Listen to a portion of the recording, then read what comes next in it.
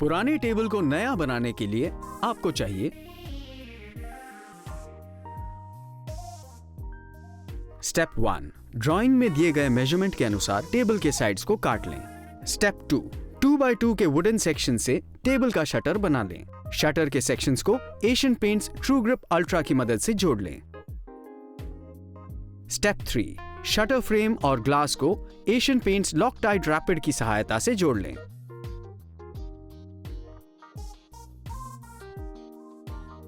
Step 4, grid बनाने के लिए 1/2 के वुड सेक्शंस को लॉकटाइट रैपिड के इस्तेमाल से शटर पर चिपका दें। स्टेप 5, टेबल को एंटीक लुक देने के लिए व्हाइट पेंट का इस्तेमाल करें। स्टेप 6, टेबल की लंबी साइड को बट हिंजेस द्वारा शटर से जोड़ लें। इस वीडियो की डिजाइन डाउनलोड करने के लिए इस नंबर पर SMS करें।